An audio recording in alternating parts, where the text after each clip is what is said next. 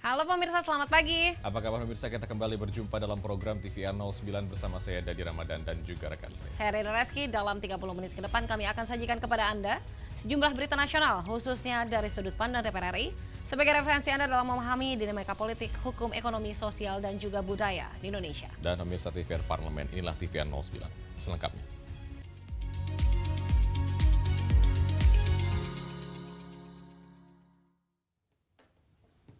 Pemirsa, dalam pembahasan revisi Undang-Undang Pemerintahan Aceh, anggota Badan Legislasi DPR RI Muslim Ayub mendorong kepastian keberlanjutan dana otonomi khusus Aceh. Dalam pembahasan revisi Undang-Undang Pemerintahan Aceh, anggota Badan Legislasi DPR RI Muslim Ayub mendorong kepastian keberlanjutan dana otonomi khusus Aceh. Muslim Ayub menekankan revisi undang-undang akan mengatur alokasi dana otonomi khusus Aceh dapat diberikan sepanjang status otonomi khusus ditetapkan. Hitungan alokasinya sebesar 2,5% dari dana alokasi umum tanpa adanya penurunan persentase. Muslim Ayub menjelaskan besaran dana otonomi khusus dibutuhkan untuk mendukung pembangunan dan perbaikan kerusakan di Aceh. Sebab konflik antara masyarakat Aceh dengan pemerintah sempat berlangsung hampir 30 tahun, sehingga membuat pembangunan Aceh tertinggal. Sepanjang undang-undang otonomi khusus itu didapatkan oleh rakyat Aceh, di saat itulah tidak ada batas waktunya. Kita kan minta kemarin kan dalam pembahasan 2,5% ya. Ya kemungkinan itu sangat kami harapkan karena pasca konflik 30 tahun itu tidak segampang itu diatur dengan waktu 20 tahun. Sekolah hancur ribuan, sarana ibadah, infrastruktur. Jadi untuk menyelesaikan persoalan itu nggak akan mungkin 20 tahun. Jadi kami sepakat, Bang Khalid dari Gerindra, saya dari Presiden Nasdem, mengharapkan itu tidak terbatas waktu dengan besaran 2,5%. Itu. Selain memenuhi permintaan dana otonomi khusus, pemerintah pusat juga dihimbau untuk memberikan kewenangan penuh terhadap pemerintah Aceh, sebagaimana diamanatkan Undang-Undang Nomor 11 Tahun 2006 terkait kewenangan dalam mengelola dan memanfaatkan sumber daya alam. Revisi Undang-Undang Pemerintahan Aceh diharapkan segera disahkan tahun 2026 dan mulai implementasi tahun 2027 atau 2028. Ferdian dan Divo, TVR Parlemen melaporkan. Pemirsa, Komisi 1 DPR RI menerima kunjungan delegasi Federasi Rusia yang dipimpin oleh Ketua Komite Kebudayaan, Sains, dan juga Teknologi Rusia sebagai momen penguatan hubungan Indonesia dengan Rusia melalui kerjasama kebudayaan dan juga pertukaran pelajar. Komisi 1 DPR RI menerima kunjungan delegasi Federasi Rusia yang dipimpin oleh Lilia selaku Ketua Komite Kebudayaan, Sains, dan Teknologi Rusia. Kunjungan ini menjadi momen penguatan hubungan Indonesia-Rusia melalui kerjasama kebudayaan dan pertukaran pelajar. Wakil Ketua Komisi 1 DPR RI Sukamta menyatakan bahwa delegasi Rusia sebelumnya meresmikan patung tokoh sastra dunia Leo Tolstoy sebagai simbol persahabatan. Selain itu, pertemuan juga membahas peluang kerjasama kedua negara di berbagai sektor strategis, di antaranya investasi, teknologi, dan pertahanan.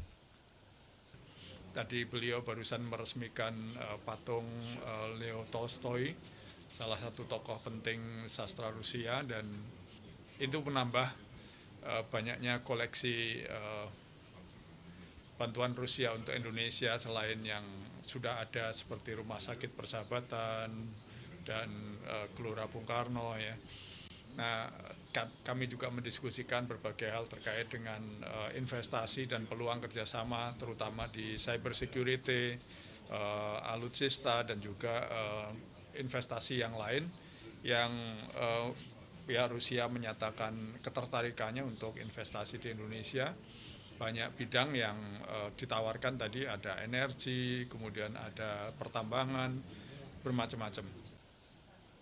Sukamta menegaskan momen ini menjadi kesempatan baik untuk semakin mempererat hubungan Indonesia-Rusia yang telah terjalin lebih dari 75 tahun. Komisi 1 DPR RI berharap kerjasama yang dibangun dapat memberikan manfaat bagi pengembangan sumber daya manusia dan transfer ilmu pengetahuan teknologi. Handoko, TVR Parlemen melaporkan. Pemirsa, maraknya pelanggaran truk over dimension overload atau odol menyebabkan kerusakan infrastruktur jalan dan mengancam keselamatan pengguna jalan. Bagaimana tanggapan DPR RI terkait hal ini? Tentunya informasi selengkapnya kami hadirkan sesaat lagi, tetaplah di TVR 09.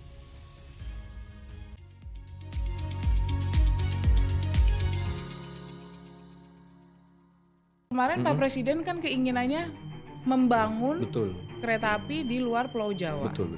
Kalau di daerah saya itu sebetulnya sudah ada kereta api, tapi yang menjadi ironis kereta apinya itu baru menghubungkan 3 kabupaten. Anggarannya itu sangat besar, tapi kan kalau cuma 3 kabupaten dampaknya Sayang. kurang besar gitu. Jadi kalau semua saling terkoneksi, Akan jauh secara lebih. logistik akan jauh lebih murah, dan itu kan yang digaungkan oleh Bapak Presiden Prabowo. Ketika akan ada pembangunan, pasti akan ada dampak lingkungan yang harus benar-benar kita waspadai. Seperti apa gitu. Saya percaya betul pentingnya perencanaan yang baik sebetulnya. Harusnya dari awal itu analisa mengenai dampak lingkungannya itu harus diperkuat, Iya. amdal ini harus diperkuat. Jangan hanya sekedar tanda petik basa-basi aja untuk administrasi, tapi tidak betul-betul dipikirkan. Oh, Karena ada yang basa-basi ya? mudah-mudahan sih nggak ada ya. Mudah-mudahan. Dan saya salah satu yang saya soroti secara pribadi itu kita selalu mengeluh tentang bencana banjir di semua daerah, semua anggota Dewan Komisi 5, tapi anggaran untuk penanganan bencananya itu relatif lebih kecil dibanding anggaran-anggaran lain, misalnya pembangunan jalan tol, apa segala macam. Bagaimana dengan realisasi 3 juta rumah? Ya, kalau 3 juta rumah itu niatnya selalu baik pasti kalau presiden, Iya. dan kami akan selalu dukung ya. Saya lihat sekarang ada shifting atau ada peralihan, fokusnya sekarang lebih banyak ke renovasi rumah atau yang biasa kita sebut itu bedah rumah. Oke. Karena memang masih sangat banyak masyarakat kita yang hidup di rumah yang tidak layak huni, sehingga fokus kementerian itu, kalau saya tidak salah itu 80% anggarannya itu fokus ke bedah rumah sekarang. Oke, berarti 3 Artinya juta ini masif. 3 juta ini coba dicapai dengan paling banyak itu dari anggaran APBN melalui bedah rumah sebetulnya.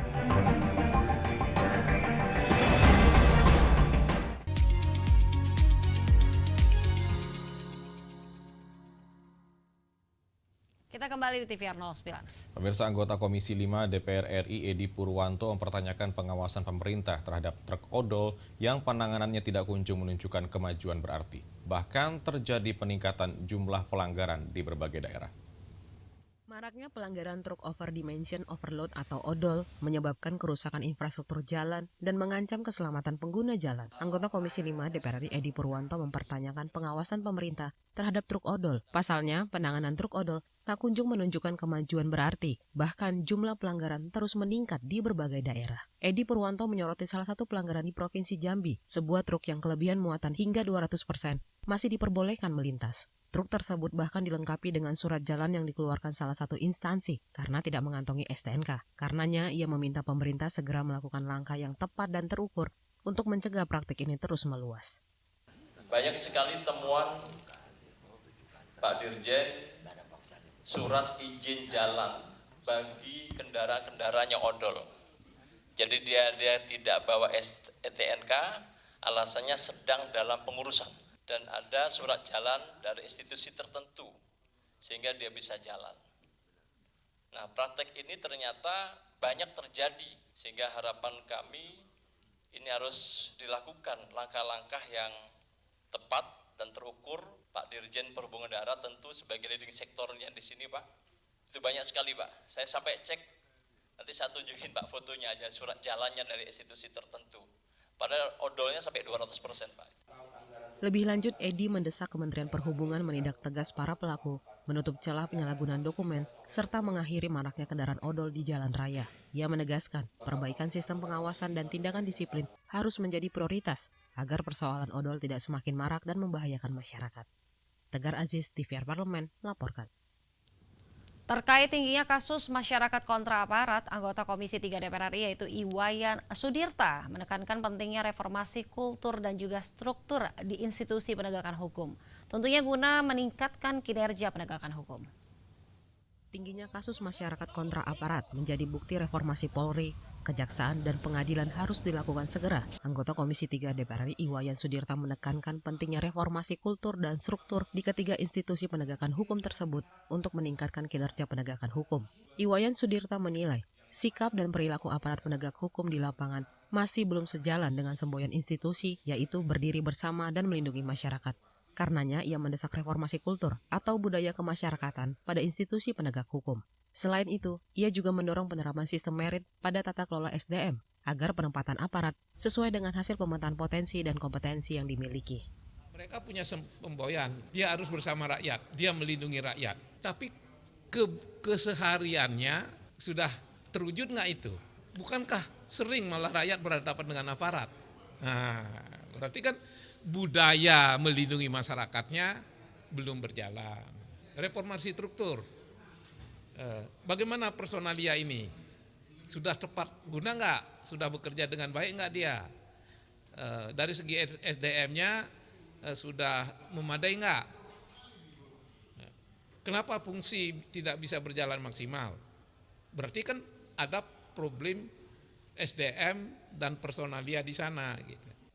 Pasca dibentuk beberapa waktu lalu, Panja Reformasi Penegak Hukum Komisi 3 DPR RI menggelar rapat dengar pendapat dengan sejumlah pakar hukum untuk menyerap aspirasi terkait reformasi institusi penegak hukum. Dalam rapat tersebut, Iwayan Sudirta berharap Panja ini dapat menghasilkan rekomendasi yang komprehensif untuk pembenahan institusi penegak hukum. Ken dan Yoga TVR Parlemen melaporkan. Pemirsa, resmi menutup kegiatan Latsar CPNS di lingkungan Sekretariat Jenderal DPR RI. Deputi Bidang Administrasi Setjen DPR RI Rahmat Budiaji mendorong seluruh peserta Latsar memberikan kontribusi nyata dalam mendukung kinerja kelembagaan dan menjawab tuntutan masyarakat. Resmi menutup kegiatan latihan dasar calon pegawai negeri sipil atau Latsar CPNS di lingkungan Sekretariat Jenderal DPR RI. Deputi Bidang Administrasi Setjen DPR RI Rahmat Budiaji mendorong seluruh peserta Latsar memberikan kontribusi nyata dalam mendukung kinerja kelembagaan dan menjawab tuntutan masyarakat. Latsar tersebut diikuti sekitar 300 peserta yang terdiri dari angkatan 14 hingga 20 tahun 2025. Rahmat Budiaji menekankan, Latsar CPNS bukan sekedar proses administratif, melainkan merupakan bukti komitmen ASN Setjen DPR RI untuk terus berinovasi dan beradaptasi dengan dinamika sosial dan tuntutan masyarakat. Ia berharap seluruh peserta Latsar yang telah dinyatakan lulus bisa menerapkan nilai-nilai yang telah dipelajari selama pelatihan dalam tugas pelayanan di unit kerja masing-masing. Ia juga mendorong para peserta memberikan kontribusi nyata melalui penerapan program aktualisasi yang telah disusun selama pelatihan. Hari ini Pusbangkom SDM Legislatif atau Sekretariat Jenderal melaksanakan penutupan Latsar yang dilaksanakan di tahun 2025 yang diikuti dari angkatan 14 sampai angkatan 20. Tentu Latsar ini bagian dari proses kita untuk menyelesaikan rekrutmen PNS. Semoga semua yang sudah dinyatakan lulus 100% tadi dapat memberikan kontribusi melalui aktualisasinya. Di satu sisi juga menjadi komitmen mereka untuk selalu berinovasi dan beradaptasi dengan tuntutan masyarakat. Dengan berakhirnya rangkaian Latsar CPNS tersebut, Setjen DPR RI menunjukkan komitmennya dalam membentuk ASN yang profesional, berintegritas, dan adaptif terhadap dinamika kelembagaan dan tuntutan masyarakat. CPNS juga diharapkan mampu mengimplementasikan nilai-nilai dasar ASN melalui kinerja yang inovatif, akuntabel, dan berorientasi pada pelayanan. Bari Ramadana, TVR Parlemen, melaporkan. Pemirsa, di bawah denyut demokrasi yang terus berdenyut, DPR RI memandang remaja sebagai nyala awal cahaya perubahan.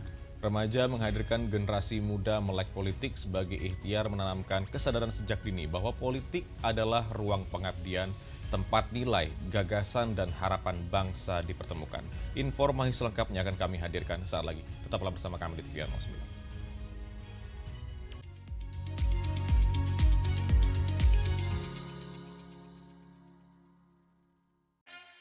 Yuk kita kenalan dengan anggota DPR RI periode tahun ini. Dari depan kursi, di balik kursi, gini, di balik kursi. Aku ingin menjadi sesuatu yang mungkin bisa kau rindu. Acap kahiji, rukun sakabehna, gitulah pokok nama. Semakin penasaran kan bagaimana kiprah karir politiknya? Hanya di TVR Parlemen. Selamat datang di Biro Pemberitaan Parlemen. Anda memasuki kawasan zona integritas menuju wilayah bebas dari korupsi atau WBK dan wilayah birokrasi bersih dan melayani atau WBBM. Biro Pemberitaan Parlemen berkomitmen penuh untuk mewujudkan wilayah bebas korupsi dan wilayah birokrasi bersih dan melayani. Komitmen kami, pejabat dan jajaran memiliki komitmen tinggi untuk mewujudkan WBK dan WBBM melalui reformasi birokrasi, khususnya dalam hal pencegahan korupsi dan peningkatan kualitas pelayanan publik. Kedua, bebas dari korupsi dengan terwujudnya wilayah bebas korupsi atau WBK, yang artinya bebas dari KKN, gratifikasi dan dari segala bentuk pungutan liar atau pungli. Terakhir, pelayanan prima dengan terwujudnya wilayah birokrasi bersih melayani, yaitu dengan meningkatnya kualitas pelayanan publik dan tercapainya kepuasan masyarakat terhadap pelayanan.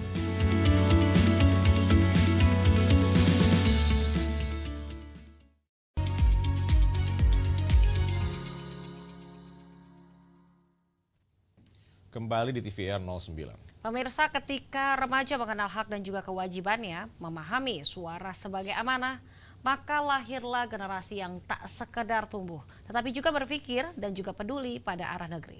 DPR RI percaya dari literasi politik yang jernih akan lahir keberanian untuk bersikap, kejernihan untuk menilai, serta kebijaksanaan dalam berpartisipasi. Simak liputan mendalam yang telah dikemas oleh tim redaksi TVR Parlemen dalam segmen Lensa Parlemen. Berikut ini.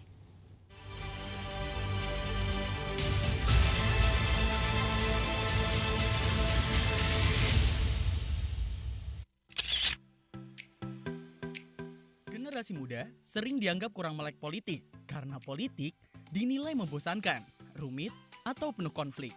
Terlebih diperburuk oleh ketidakpercayaan pada sistem dan kinerja pemerintah, serta kurangnya edukasi politik yang relevan. Apatisme dan kurangnya pemahaman kritis terhadap disinformasi, serta isu politik sehari-hari menjadi tantangan utama yang bisa diatasi melalui edukasi politik digital yang berkelanjutan dan partisipasi kritis di ruang publik. DPR RI ikut berperan penting dalam meningkatkan kesadaran politik generasi muda melalui berbagai program edukatif. Salah satunya, Parlemen Remaja yang pertama kali diadakan pada tahun 2008 silam, di mana program ini memberikan gambaran nyata kepada generasi muda tentang tugas dan fungsi parlemen. Kegiatan Parlemen Remaja sendiri memiliki urgensi karena adanya amanat dari Asosiasi Parlemen Dunia atau IPU yang menetapkan tanggal 15 September sebagai International Day of Democracy. Indonesia sendiri, sebagai bagian dari keanggotaan IPU, diamanatkan untuk menyelenggarakan kegiatan Parlemen Remaja sebagai wahana pendidikan demokrasi. Di tahun 2025, program Parlemen Remaja DPR RI kembali digelar dengan antusiasme tinggi. Dengan lebih dari 8.500 pelajar yang mendaftar, hanya 140 peserta yang terpilih untuk mengikuti kegiatan tersebut. Nantinya, program yang menjadi wadah edukasi politik siswa SMA dan SMK ini diharapkan dapat menjadi pembelajaran jangka panjang dalam menyiapkan generasi muda memahami proses demokrasi melalui simulasi langsung kerja anggota DPR RI. Sekretaris Jenderal DPR RI Indra Iskandar menilai, pelaksanaan tahun ini menjadi salah satu yang terbaik, mulai dari minat partisipasi hingga kualitas peserta. Ia menyampaikan, para peserta yang percaya diri, kritis, dan bercita-cita besar menunjukkan bahwa masa depan politik Indonesia berada di tangan generasi muda yang penuh energi positif. Tadi kita sudah sampaikan juga bahwa politik itu menjadi bagian dari kehidupan yang sehari-hari yang mengambil keputusan-keputusan bagi kepentingan orang banyak. Dan hari ini mereka akan belajar pengambilan keputusan itu di dalam segmen energi terbarukan ya. Jadi saya kira pelajaran ini akan sangat penting buat mereka untuk ke depannya gitu. Indra Iskandar berharap kegiatan Parlemen Remaja DPR RI dapat terus menjadi ruang pembelajaran yang memperkuat literasi politik di kalangan pelajar. Tim redaksi TVR Parlemen melaporkan.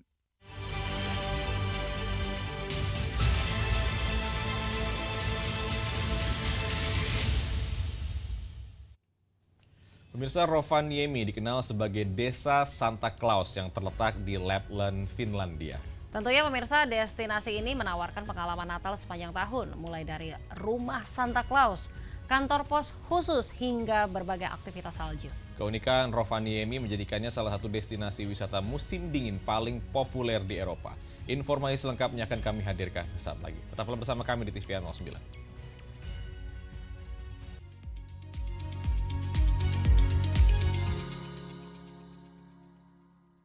Kemarin Pak Presiden kan keinginannya membangun Betul. kereta api di luar Pulau Jawa. Betul. Kalau di daerah saya itu sebetulnya sudah ada kereta api, tapi yang menjadi ironis kereta apinya itu baru menghubungkan 3 kabupaten. Anggarannya itu sangat besar, tapi kan kalau cuma 3 kabupaten dampaknya kurang besar gitu. Jadi kalau semua saling terkoneksi, secara logistik akan jauh lebih murah, dan itu kan yang digaungkan oleh Bapak Presiden Prabowo. Ketika akan ada pembangunan, pasti akan ada dampak lingkungan yang harus benar-benar kita waspadai seperti apa gitu. Saya percaya betul pentingnya perencanaan yang baik sebetulnya. Harusnya dari awal itu analisa mengenai dampak lingkungannya itu harus diperkuat, amdal ini harus diperkuat. Jangan hanya sekedar tanda petik basa-basi aja untuk administrasi, tapi tidak betul-betul dipikirkan. Oh, ada yang basa-basi ya? Mudah-mudahan sih nggak ada ya. Mudah-mudahan. Dan saya salah satu yang saya soroti secara pribadi itu kita selalu mengeluh tentang bencana banjir di semua daerah, semua anggota Dewan Komisi 5, tapi anggaran untuk penanganan bencananya itu relatif lebih kecil dibanding anggaran-anggaran lain, misalnya pembangunan jalan tol, apa segala macam. Bagaimana dengan realisasi 3 juta rumah? Ya, kalau 3 juta rumah itu niatnya selalu baik pasti kalau presiden, dan kami akan selalu dukung ya. Saya lihat sekarang ada shifting atau ada peralihan, fokusnya sekarang lebih banyak ke renovasi rumah atau yang biasa kita sebut itu bedah rumah. Karena memang masih sangat banyak masyarakat kita yang hidup di rumah yang tidak layak huni, sehingga fokus kementerian itu, kalau saya tidak salah itu 80% anggarannya itu fokus ke bedah rumah sekarang. Berarti 3 artinya juta masif. 3 juta ini coba dicapai dengan paling banyak itu dari anggaran APBN melalui bedah rumah sebetulnya.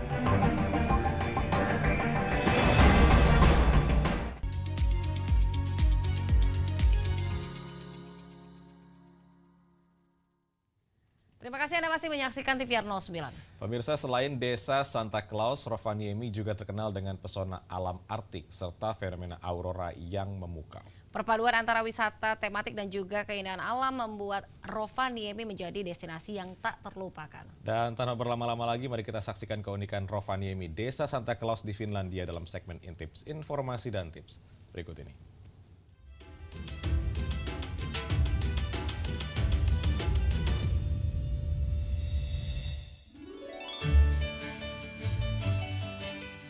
Di tengah meriahnya akhir tahun, ada satu kota di ujung dunia yang selalu viral saat musim dingin. Rovaniemi, kota yang dikenal sebagai tempat tinggal resmi Santa Claus.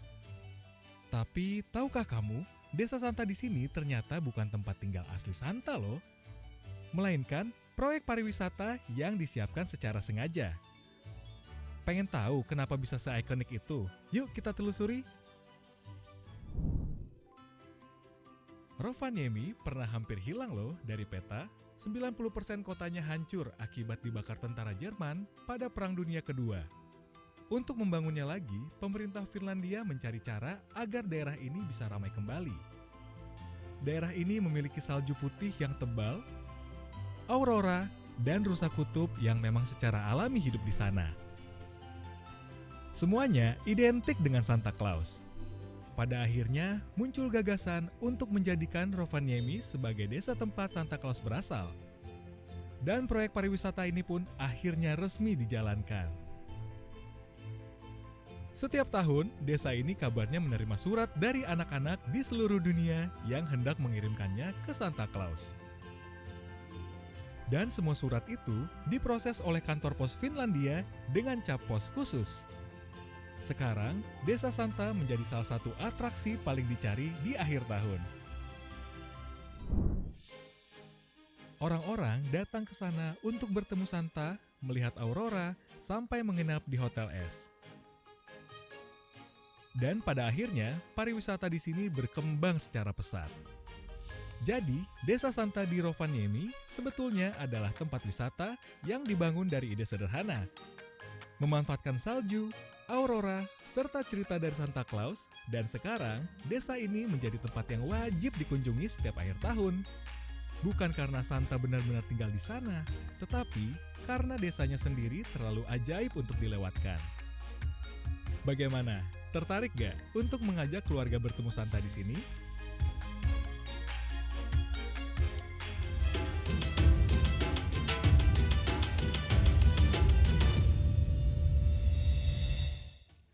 Baik pemirsa, informasi tadi sekaligus menutup jumpa kita pagi ini, dan di penghujung acara kami informasikan kepada Anda bahwa saat ini DPR RI sedang memasuki masa reses, di mana seluruh anggota Dewan kembali ke daerah pemilihannya masing-masing untuk melaksanakan fungsi representasi DPR, menyerap dan juga menindaklanjuti, dan juga memberikan pertanggungjawaban kepada konstituen di daerah pemilihannya. Dan sejumlah agenda dan kegiatan DPR RI lainnya dapat Anda akses di website kami di tvrparlemen.dpr.go.id atau melalui kanal YouTube kami di TVR Parlemen. Dan pemirsa, demikian TVR 09 edisi pagi ini. Segenap kru TVR Parlemen yang bertugas mengucapkan terima kasih telah menyaksikan TVR 09. Saya Rina Reski dan juga rekan saya. Jadi Ramadan, sampai jumpa di TVR 09 selanjutnya. TVR Parlemen, referensi Indonesia.